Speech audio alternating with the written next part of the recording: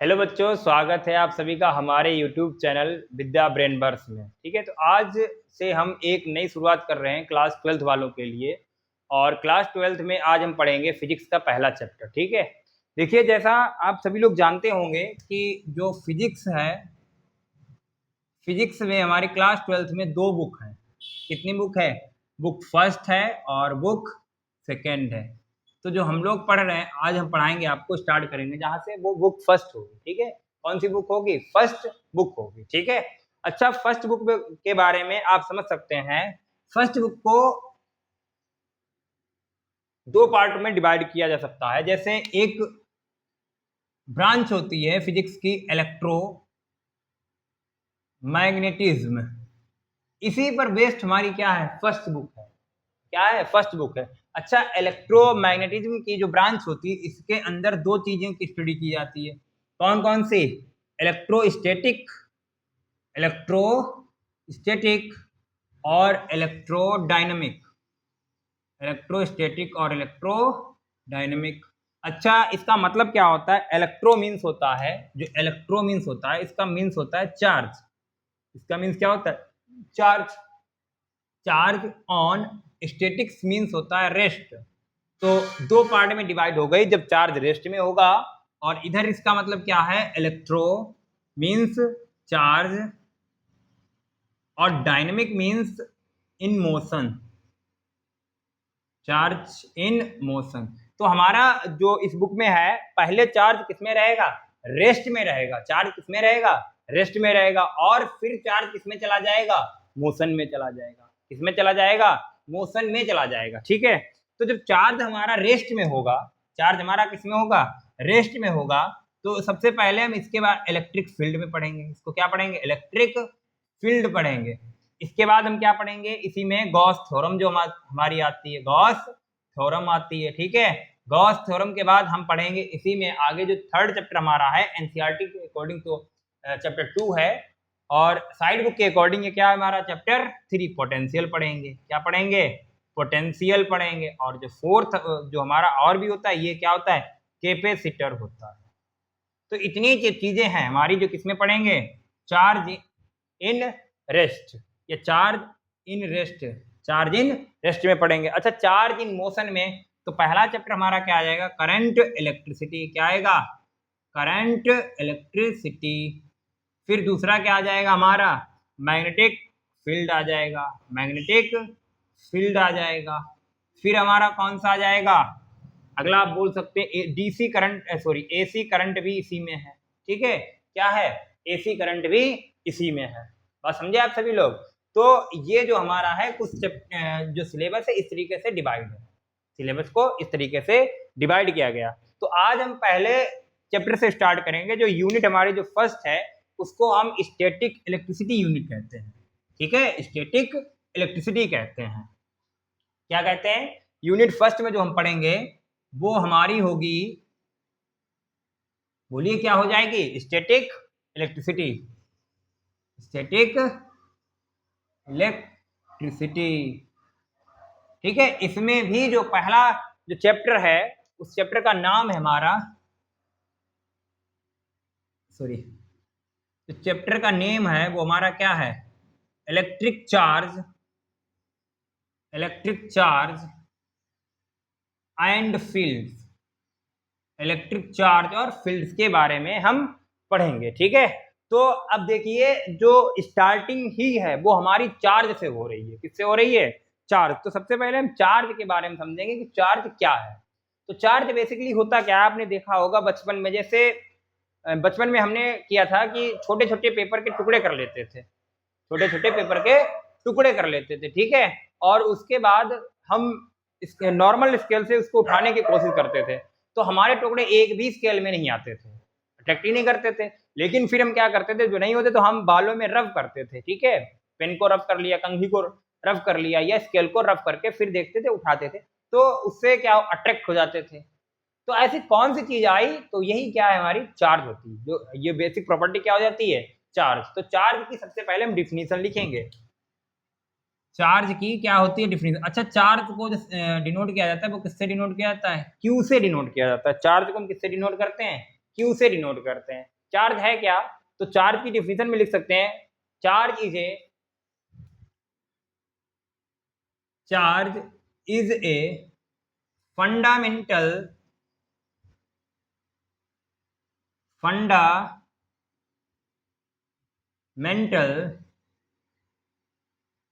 property of an object, fundamental property of an object by virtue of which तो क्या हमने बताया, charge fundamental property of an object by virtue of which it produces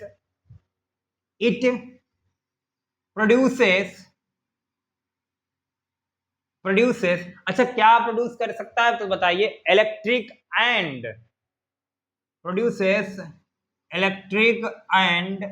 magnetic forces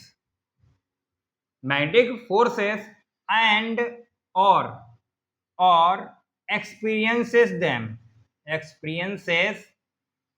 them।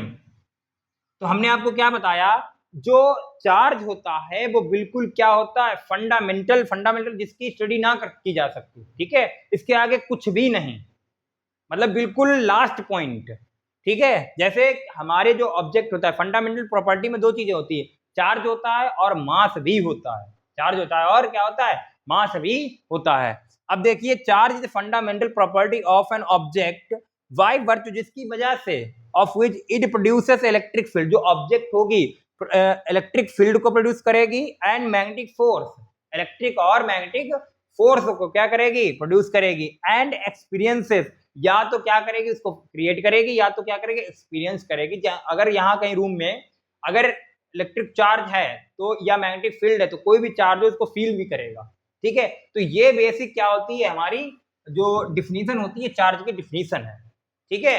अब देखिए, आपने पढ़ा होगा charge types of charge.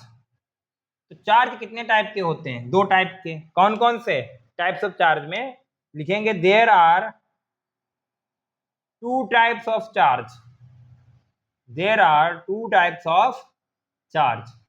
Charge कितने टाइप के होते हैं, दो टाइप के। कौन सा, पहला होता है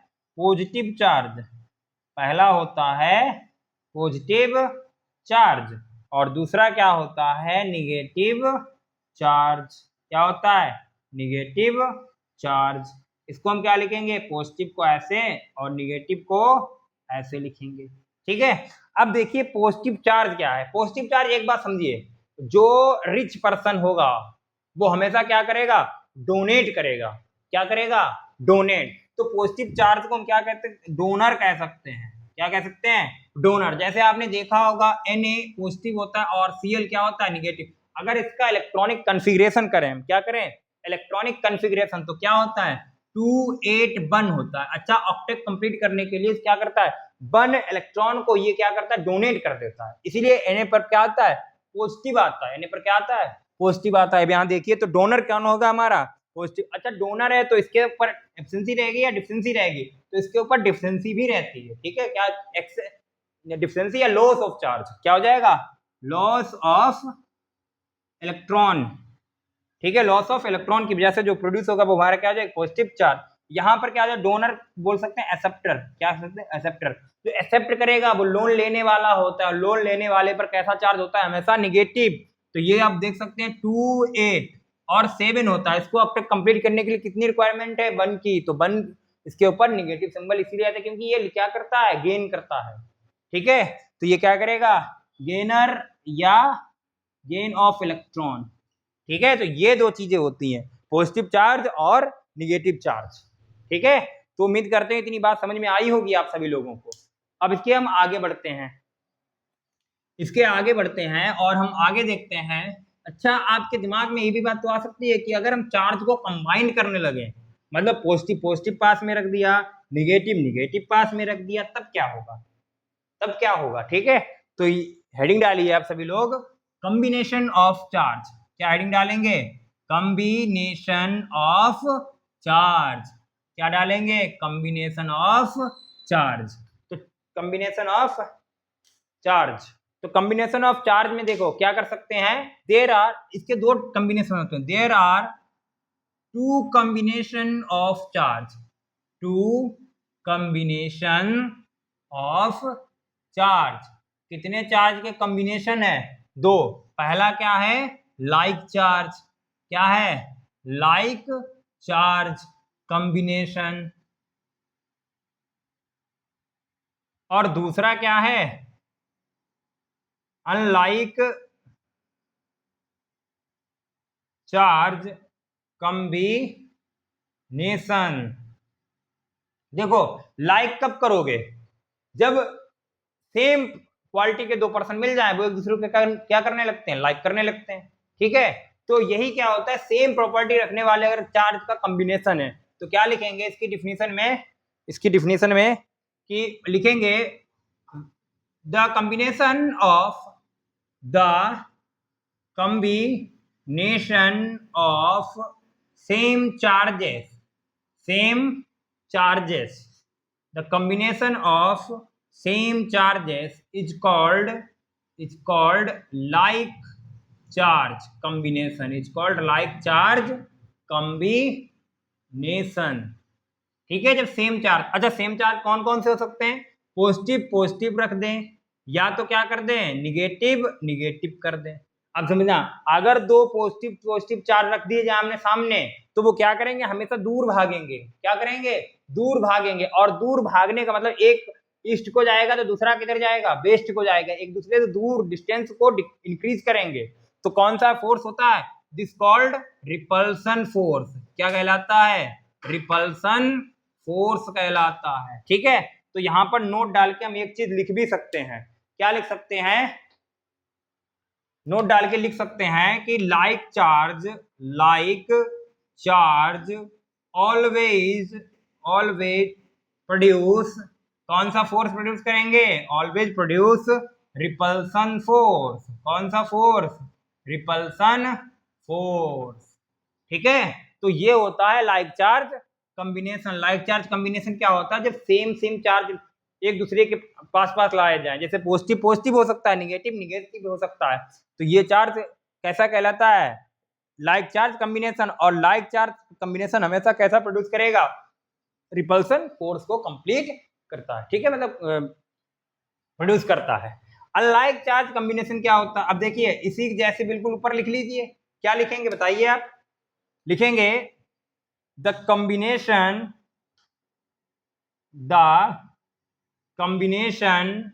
of different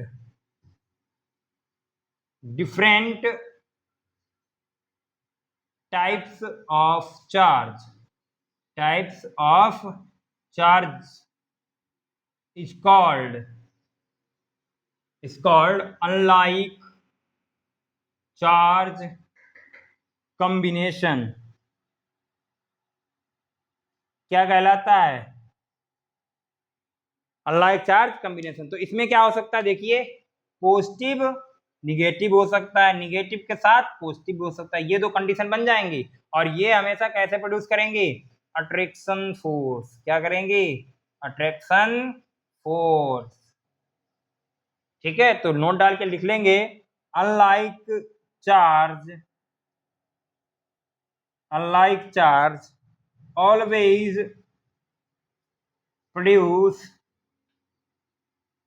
always produce attraction force. कैसा फोर्स प्रोड्यूस करते हैं, अट्रैक्शन फोर्स। तो ये हमने अभी तक क्या जानी, बेसिक जानकारी जानी, किसके बारे में, चार्ज के बारे में बेसिक जानकारी हमने जानी। ठीक है, अब हम आगे बढ़ते हैं इसी में, प्रॉपर्टी ऑफ चार्ज। क्या होता है property of charge,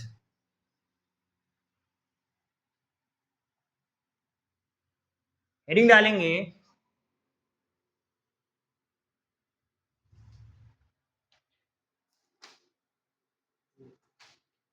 basic property of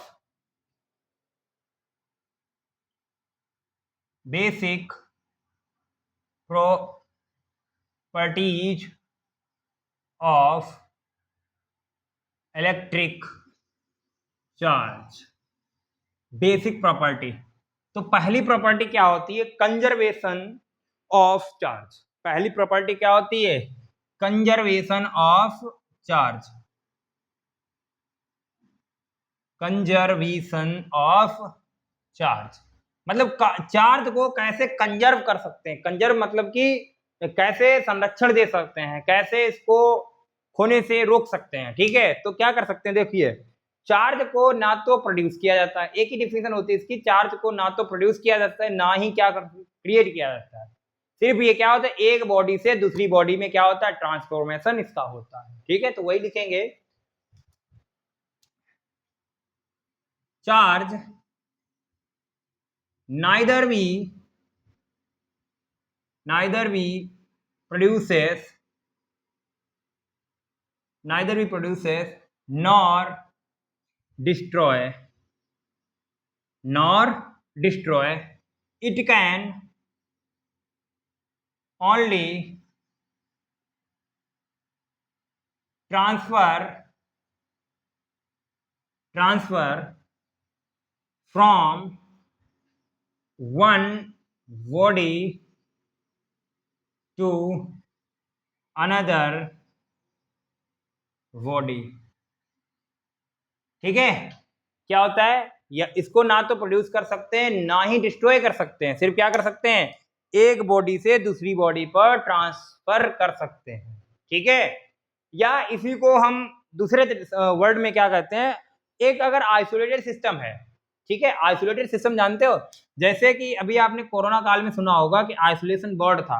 तो आइसोलेशन वार्ड क्या होता है कि ना तो कोई पेशेंट जो हमारा होता है बाहर से अंदर से बाहर आ सकता है, ना बाहर वाला कोई अंदर देखने जा सकता है। ठीक है, जैसे एग्जांपल समझ सकते हैं, एक ऐसा रूम है जिसके अंदर हमने लॉक लगा के बंद कर दिया, मतलब लॉक लगा दिया। ठीक है, और लॉक लगाने के बाद इसमें हमने मान लिया कि कोई 1 और 2 पर्सन है। ठीक है, तो अब इनसे पूछें, जैसे ना तो कोई इसमें बाहर से अंदर जा सकता है, ना तो अंदर से कोई बाहर जा सकता है। ठीक है, ना तो कोई बाहर से अंदर आ सकता है, ना तो अंदर से कोई बाहर आ सकता है। तो अगर हम पूछे कितने पर्सन है अभी भी, 1 साल बाद 2 साल बाद पूछे तो कितने पर्सन होंगे, 2 ही तो पर्सन बताओगे। क्या बताओगे, 2 ही पर्सन बताओगे। इसका मतलब क्या है, कांस्टेंट हो गया। और ये बॉडी जो बन गई, ये कैसी बन गई, आइसोलेटेड बॉडी बन गई। क्या बन गई, आइसोलेटेड बॉडी। तो इसी को दूसरे वर्ड में बोला जाता है, for an isolated body, the net charge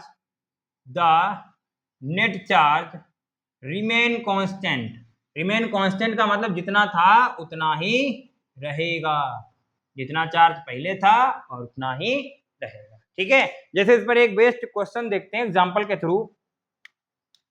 example इसका देख सकते हैं, जैसे हमने बोल दिया कि कोई दो बॉडी है। ठीक है, बॉडी फर्स्ट या ऑब्जेक्ट फर्स्ट, इसके अंदर हमने मान लिया एक +2 का चार्ज रखा है, या और एक माइनस का 5 कूलाम चार्ज रखा है। ठीक है, कूलाम की यूनिट सॉरी चार्ज की यूनिट होती है जो कूलाम होती है, वो आगे चलकर बताएंगे। ठीक है, तो +2 कूलाम रखा है, -5 कूलाम रखा है। ठीक है, और पहली ये बॉडी हो गई, और दूसरी हमने बॉडी मान लिया कि ये बी बॉडी है। ठीक है, क्या है, बी बॉडी है। तो जितना बी बॉडी क्या है कि ये 3 कूलाम है और Q4 रख दिया हमने कोई। तो हम आपसे अगर पूछें कि बताइए कि जो Q4 की वैल्यू है वो कैसे आएगी, तो हम बोल सकते हैं कि जो इन दोनों का सम होगा, वो किसके इक्वल होगा, इन दोनों के सम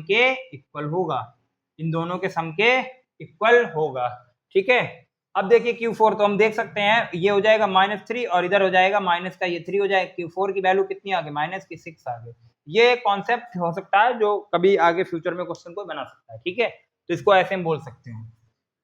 ये बात समझ गए होंगे आप कि चार्ज को ना तो डिस्ट्रॉय किया जा सकता है ना ही इसको प्रोड्यूस किया जा सकता है, सिर्फ इसको एक फॉर्म से, एक बॉडी से दूसरी बॉडी में क्या ट्रांसफर किया जा सकता है। इसी बात को हम ऐसे भी बोल सकते हैं, for an isolated body the net charge remain constant. जो नेट चार्ज होता है वो क्या रहता है, रिमेन कांस्टेंट रहता है। ठीक है, ये तो हो गया हमारा पहला। ठीक है, अब हम अगर दूसरा देखें क्या होता है, दूसरा जो होता है effective velocity. Effective velocity on charge, effective velocity on charge. अच्छा, वेलोसिटी जो होती है चार्ज को इफेक्ट नहीं करती है, ठीक है, सॉरी, मोशन जो है वो चार्ज को क्या नहीं करता, इफेक्ट नहीं करता है। द इलेक्ट्रिक चार्ज, ऐसे भी लिख सकते हैं इसको हम, the electric charge, the electric charge, electric charge does not affected by the motion, motion, ठीक है। जैसे अभी हमने आपको बताया था कि जो हमारा फंडामेंटल जो प्रॉपर्टी होती है चार्ज की, चार्ज और मास होता है। जैसे एक फॉर्मूला होता है, आपने सबने पढ़ा होगा, m equal to M naught upon में under root 1 minus B square upon में सी स्क्वायर होता है, ठीक है, ये फॉर्मूला होता है। यहां पर क्या बताया जाता है कि जैसे हम भाग रहे हो, ठीक है, भाग रहे हो, तो उस समय हमारा मास ज्यादा होता है, जैसे अभी हम रेस्ट में हैं तो ये मास हमारा कम होगा, ठीक है, और अगर हम भागें तो हमारा जो बॉडी का मास होगा वो ज्यादा होगा। अच्छा, कैलकुलेशन क्या होता है, सी से डिवाइड करते हैं, सी की वैल्यू बहुत ज्यादा है, वेलोसिटी कितनी तेज हम भाग सकते हैं, 50 किलोमीटर पर आवर भाग सकते हैं, ठीक है, हमने मान लिया 50 मीटर पर सेकंड की स्पीड से भाग सकते हैं, ठीक है। तो ये जो देखो अभी इस वैल्यू पर देखें तो इस वैल्यू पर जो v है बहुत कम है और डिवाइड हम ज्यादा से चल रहे हैं, तो ये निग्लेक्टेबल वैल्यू होती है, क्या होती है, निग्लेक्टेबल वैल्यू होती है। इसलिए क्या होता है, मास हमारा m equal to M not होता है। लेकिन अगर वेलोसिटी को इंक्रीज कर दिया जाए तो मास हमेशा क्या हो जाएगा, इनिशियल से फाइनल में ज्यादा होता है। लेकिन जो चार्ज है, चार्ज में ऐसा कुछ नहीं होता है, चार्ज में वेलोसिटी का कोई भी इफेक्ट नहीं होता है, या मोशन कोई भी इफेक्ट नहीं करता है, ठीक है, मोशन में कोई भी इफेक्ट नहीं करता है, ठीक है। ये हो गया हमारा सेकंड पॉइंट। ऐसे ही हमारा थर्ड पॉइंट क्या है, डालेंगे heading additivity of electric charge.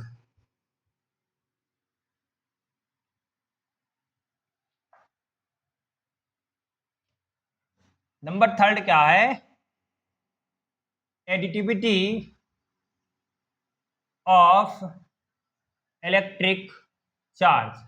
इसका मतलब है कि हम चार्जेस को सम कैसे करेंगे, ऐड कैसे करेंगे, डिफरेंस कैसे लेंगे, ठीक है, तो ये है। अच्छा, इसको कहने का तरीका क्या है, अगर कोई चार्ज है, लेट Q1 कामा Q2 कामा Q3 कामा -4, अच्छा -4 ले लो और ले लो, and -4 are charges, then the net charge, then the net charge is algebraic sum of the charges, ठीक है। जैसे ये दो चार्ज हैं तो हमें ऐड करना है, कैसे ऐड करेंगे, तो अलजेब्रिक सम का मतलब क्या, तो नेट चार्ज होगा तो क्यू नेट कैसे आएगा, क्यू नेट आएगा इनको ऐड करने पर। अलजेब्रिक सम का मतलब क्या होता है, जैसे किन्हीं दो नंबरों को आपस में ऐड और डिवाइड करते हो, मल्टीप्लाई करते हो, वैसे ही सेम चार्ज के साथ भी बिहेवियर किया जाएगा। तो हम इसको लिख सकते हैं Q1 plus Q2 plus minus Q3 हो जाएगा और प्लस माइनस Q4 आ जाएगा, ठीक है। तो ऐड करने पर हम चार्ज को उसके साइन के साथ लिखते हैं, इसका मतलब ये है। तो Q नेट कितना आ जाएगा हमारा, ये आ जाएगा, ठीक है, कितना आ जाएगा, इतना आ जाएगा। अब ये हमने थर्ड पॉइंट डाल दिया। अब इसके बाद हम एक पॉइंट और पढ़ेंगे जो होता है quantisation of charge, quantisation of charge. जो हमारा फोर्थ पॉइंट है वो क्या है, क्वांटिजेशन ऑफ चार्ज। अच्छा, क्वांटिजेशन ऑफ चार्ज का मतलब होता है, क्वांटिजेशन मीन्स होता है ट्रांसफर, क्वांटिजेशन मीन्स क्या होता है, ट्रांसफर, कि चार्ज को हम कैसे ट्रांसफर करेंगे, चार्ज को हम कैसे ट्रांसफर करेंगे। तो एक बात ध्यान रखना, चार्ज हमेशा इंटीग्रल मल्टीपल में होगा, जैसे 1 होगा, 2 होगा, 3 होगा, 4 होगा, 5 होगा। हम नहीं बोल सकते हैं 1.5 होगा, 3/2 होगा, ऐसे हम नहीं बोल सकते हैं, ठीक है। तो फ्रैक्शनल डाटा नहीं होगा या पॉइंट वाले डेसिमल नहीं होगा, क्या होगा, कंप्लीट इंटीग्रल होगा। कैसा होगा, कंप्लीट इंटीग्रल होगा। तो क्या लिखेंगे, the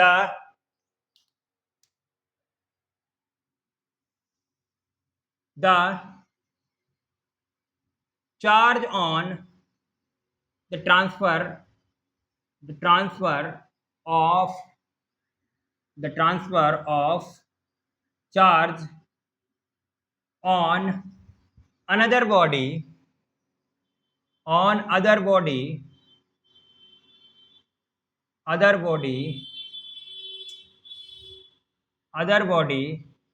is multiple of is integral multiple of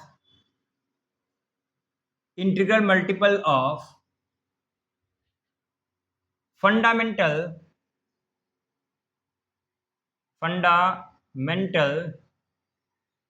charge, या इसी को हम बोल सकते हैं फंडामेंटल चार्ज या एलिमेंट्री चार्ज। और एलिमेंट्री चार्ज किसको कहते हैं? ई को कहते हैं। ठीक है, इसका मतलब क्या है? Q equal to plus minus N, या तो ट्रांसफर होगा, या तो कोई ऑब्जेक्ट लेगा चार्ज, या तो देगा चार्ज। ठीक है, तो ये पहला डेरिवेशन। वेयर एन क्या है? नंबर है। क्या है? 1 है, 2 है, 3 है, 4 है, इनफाइनाइट तक कोई भी नंबर है। ठीक है, एन नंबर। ई आपको बता चुके हैं, चार्ज क्या होता है ये भी बता चुके हैं। तो आज के लिए हमने चार्ज क्या होता है, चार्ज की बेसिक कुछ प्रॉपर्टियां जानी हमने, और कल से हम इस पर एक लॉ बेस्ड है, कूलम्ब्स लॉ, और इसके आगे कल हम डेरिवेशन आपको कराएंगे। ठीक है, तो आज के लिए धन्यवाद। अगर आपको वीडियो अच्छा लगे तो लाइक करें, सब्सक्राइब करें, और अपने जो स्टडी ग्रुप है या फैमिली ग्रुप है उसमें क्या करें? शेयर करें। ठीक है, और उम्मीद करते हैं आपको ये समझ में आया होगा। तो आगे की